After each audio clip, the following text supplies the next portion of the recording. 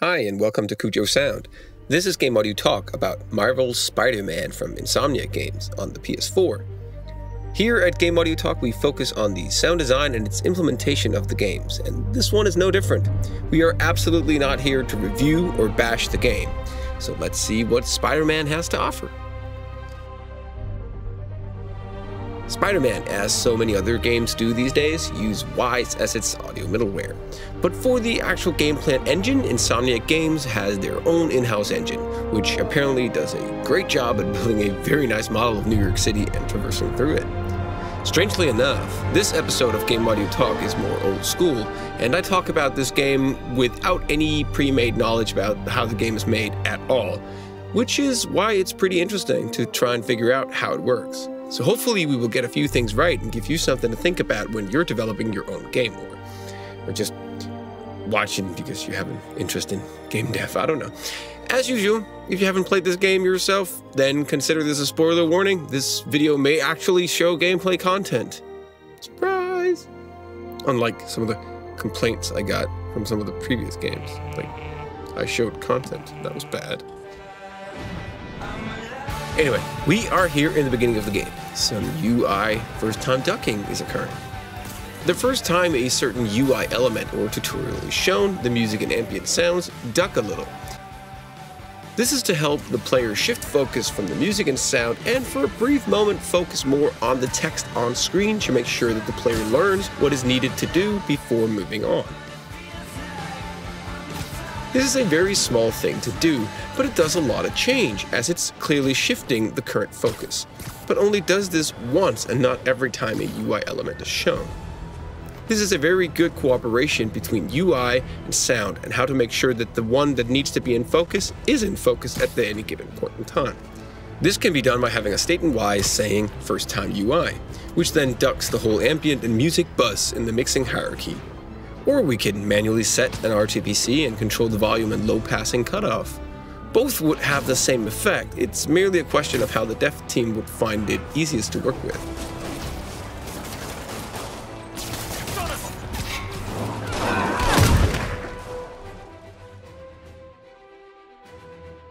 Sorry to break it to you, but you do not got this, buddy. Normally in a game soundscape, if it sounds good, it's usually because the game developers know what is going to happen or how the player will behave when they get to a certain situation. This also means that in almost every game you play, if you start acting like that annoying QA person whose only job is to find mistakes you've made or changes, then you can sort of force the sound of the game to be very rough or out of the ordinary. Little disclaimer here, I have utmost respect for QA people, and the work that they do is priceless in terms of game dev, just saying. Spider-Man is no different. We have here some material collision sounds of objects.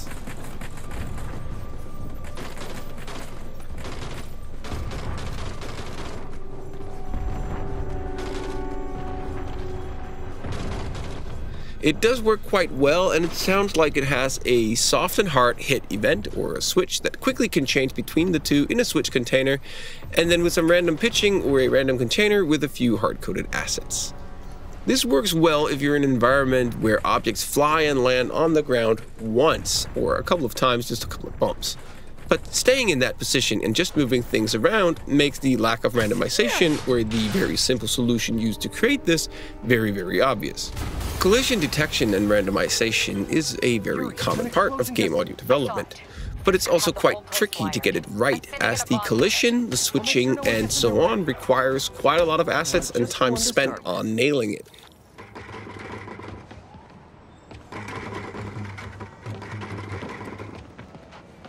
So even though we can force this sound to sound a little cheap, going for a bigger and better solution that would sound slightly better would take a lot more time to do. So sounding better in this regard does not necessarily mean just a few changes.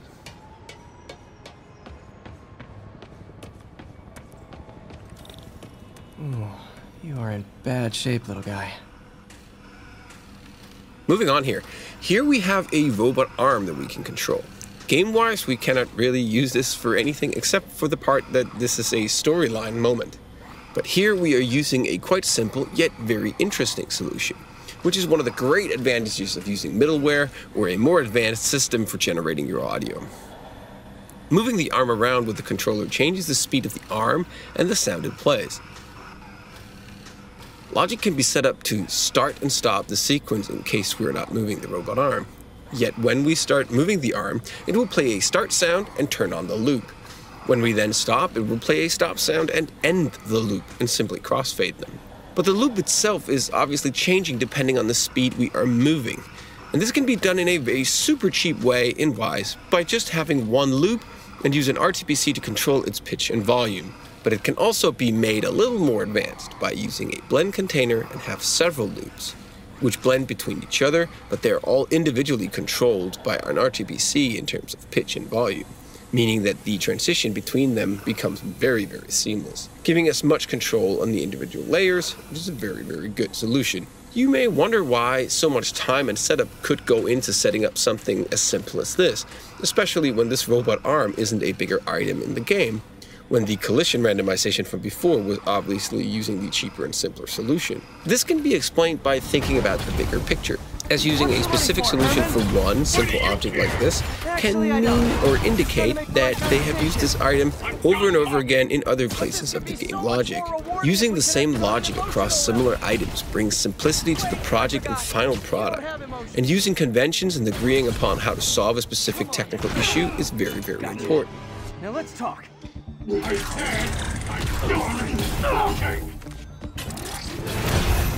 Meaning that every time we do something similar, we do not have to start all over again and invent the wheel just one more time. As this is very much a time-consuming task in game dev in general, solving the same issue in 10 different ways for 10 different places in the game, where a copy and paste solution, which would then adapt to a certain situation, would be much more cost-effective. For someone! You can tell me who it is now, or make me punch it out of you later. Your choice!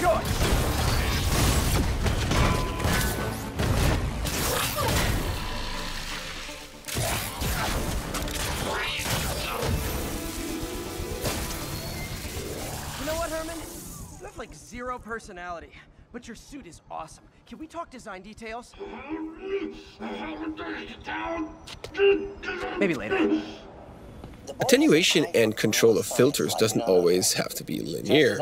Usually when we start a tool like Wwise, its automatic attenuation curves are usually either logarithmic or linear to give a smooth, fade-out sound. Actuator problem resolved. The boy is a genius. A chronically late genius. It's already 10 after. Where is he? Surely he couldn't have forgotten today's review. Sorry I let you down, Doc.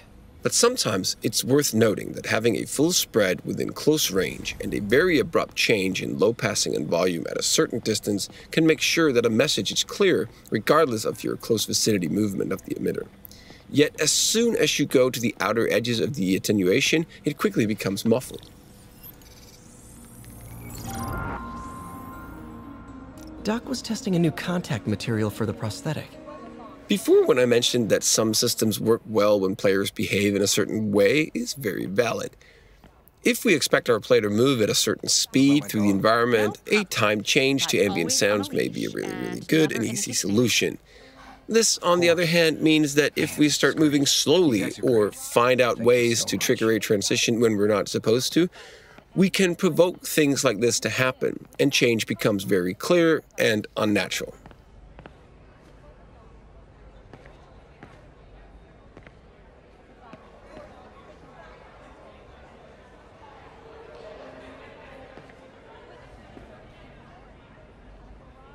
This is most likely a system that triggers when we enter and exit these individual rooms, either by having each room have its own sound layer, or a 3D emitter which is occluded or muffled in the center of the room, and the parameter that controls its muffling is removed once we enter this room, or simply a state that changes and mixes between the rooms which individually have been playing the whole time. The state controls which sound we're hearing.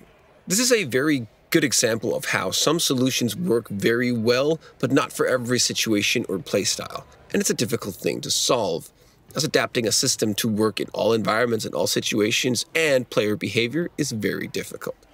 So walking through this door, normally as intended, the change works fine. Abusing it or walking slowly makes the system still work as intended, but that does not give us the transition that it's most likely meant to provide. This is also about finding solutions that work for your game and sticking to it, as trying to solve a tiny issue like this from the very start can be very difficult and may take up way too much time in the long run, and focus would then be removed from the other parts of the game. Actually, this game has a lot of these solutions. That does the trick when moving in one way, but if you approach the setup differently, you can make it sound either weird, or make their use of assets or how they control it a little obvious and weird sounding. Like here we have a crowd. When you swing around the city, it works really well as panning arises and these NPCs or the generated crowd generates these scared sounds that move around you, possibly because of Doppler effect and 3D positioning. That's all taken into account and creates a very natural experience.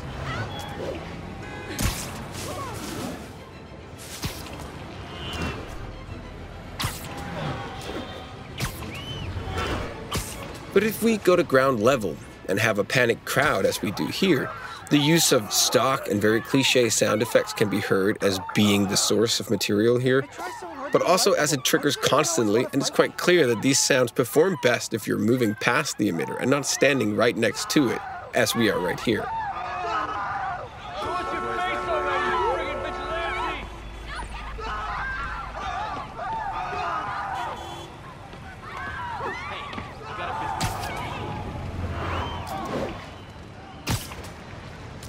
This brings me over to footsteps. I did manage to find a place where I could walk and there was seemingly a difference between the footstep and the material that was being played, sort of like as a sweetener, but I was unable to record that moment, unfortunately. But it tells me something about the amount of details that's put into the character movement here. As we at some point in the game play with the female character, the system becomes a little more obvious, as moving around creates footsteps on materials, but once we start running, there's a small 2 or 3 step transition playing.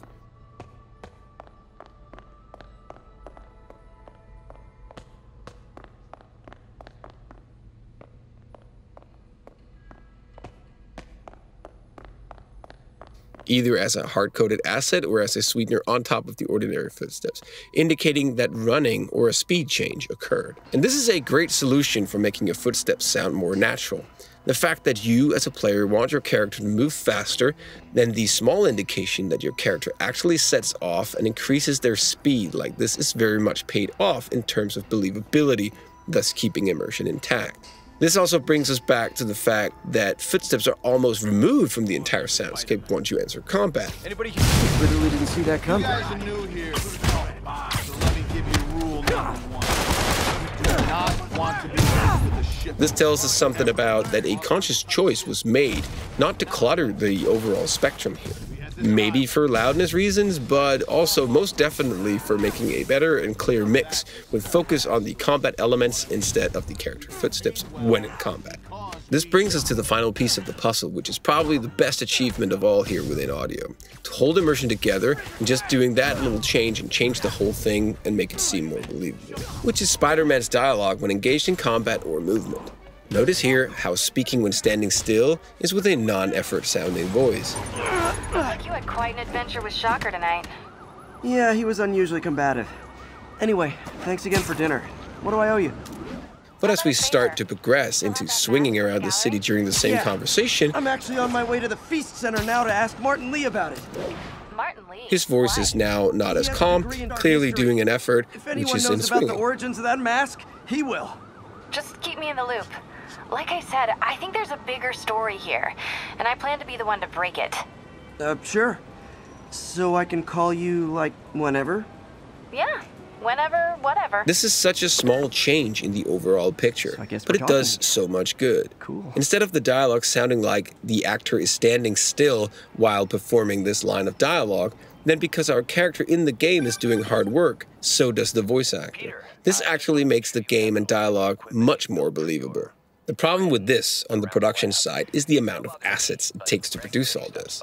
I assume that we are dealing with one-liners of each take here. First of all, because we can hear that the calm voice continues if we start swinging, but the next sentence is the effort version. But also because if this was done to every single word, the setup and the logic would become too fragile to be messed up by just one asset. And the time it would take to implement and produce every single word files like this would most likely not be worth it anyway in the long run. Not to mention the amount of QA time that would go into checking if each dialogue line would work correctly. A simple switch can solve this. Are we swinging? Yes or no?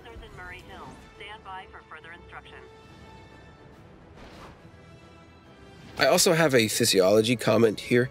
Notice here how Spider-Man is supposedly this really well-trained guy. I just gotta say that this squad here is really bad. You're supposed to be flat on your feet, Spidey. That's it for Game Audio Talk about Marvel's Spider-Man from Insomniac Games. I really hope you enjoyed it. A big kudos goes out to the sound team behind this game for delivering such a well-sounding game as this. Before we end this, I also want to give some credits to whoever did the menu and UI sounds, as they are really well done, and they're very subtle, and they're not interrupting my gameplay and immersion at all. Thank you for watching. If you like this video, please hit the thumbs up, and please subscribe if you want to know more about what's going on my channel. Even better, if you want to know more about the channel and support the content that I provide here, you could head over to patreon.com/Cujo Sound, where you for as little as $1 a month can help me sustain this channel and the time I take off to create all the content that I show here. I would really appreciate it. This is Cujo Sound and Bjørn Jacobsen signing out, and I hope to see you again on this channel in the near future.